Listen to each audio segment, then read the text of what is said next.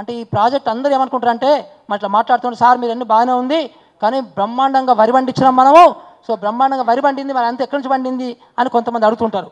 ఎందుకంటే మన బీఆర్ఎస్ మిత్రులు అడుగుతుంటారు.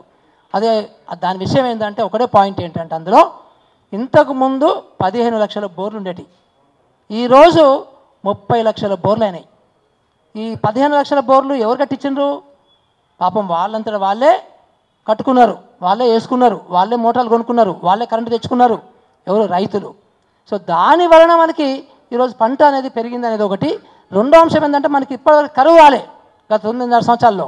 సో వర్షాలు బాగా పడుతున్నాయి, ఎబోవ్ నార్మల్ రెయిన్ఫాల్ ఉంది మనకి. సో దానివల్ల వచ్చేటువంటి పంట అనేది కూడా మనం చెప్పాలి. ఇది రైతులకి ఎగనెస్ట్ కాదు, కాళేశ్వరం మూసేస్తున్నామంటే రైతులకు ఎగనెస్ట్ కాదు. రైతులకి ఆ 25,000 రూపాయల పంటకి అసలు 25,000 రూపాయలు ఇచ్చినా కానీ మనం సేఫ్ సైడ్ ఉంటామని నాకు అనిపిస్తుంది. అది ఎందుకంటే ఆల్రెడీ కరెంటు కలిసి 52,000 ఖర్చు పెట్టుంది కదా. మళ్ళీ మొన్న మురళీధర్ దాంట్లో కూడా వచ్చింది ఇది డిస్కషన్లో. సో ఒక్కొక్క ఎకరానికి ఇప్పటివరకు ఖర్చు పెట్టినటువంటి 98,000 ఎకరాలకి ఇరిగేషన్ చేసింది.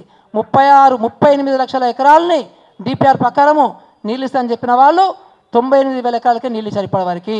సో దాని ఖర్చులు ఎక్కదిస్తే ఎకరానికి 52,000 రూపాయలు కరెంటుకి ఖర్చు పెట్టాల్సి వస్తుంది.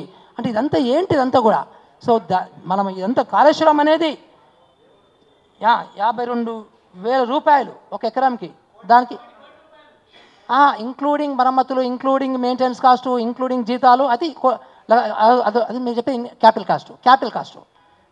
నేను చెప్పేది రికరింగ్ కాస్ట్ ఎకరానికి.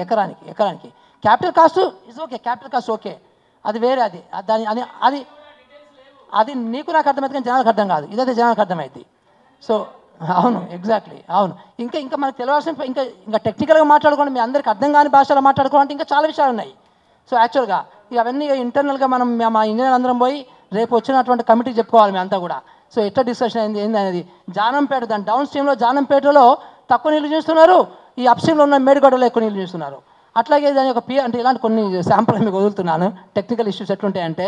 సో అట్లాగే పియర్ సైజు జస్ట్ కళ్ళు మూసుకొని ఉత్తగానే డిజైన్ ఏం చేయకుండా మనం ఏమంటాం, ఏం ఫార్ములా అంటాం దాన్ని మామూలుగా అంటే ఏం డిజైన్ చేయకుండా ఉంటాయి కదా, దాన్ని ఏమంటాం మర్చిపోయాను ఇంజనీరింగ్ భాష. సో ఎంపెరికల్ ఫార్ములా ప్రకారం తీసుకుంటే కూడా మీకు అంటే దాని ఏంటంటే ఒక 4-5 రెట్లు ఫ్యాక్టర్ ఆఫ్ సేఫ్టీ ఉన్నా కానీ దానికంటే ఎక్కువ పెట్టారు మనోళ్ళు, ఎందుకంటే ఎస్టిమేట్ ఎక్కువ రావడానికి.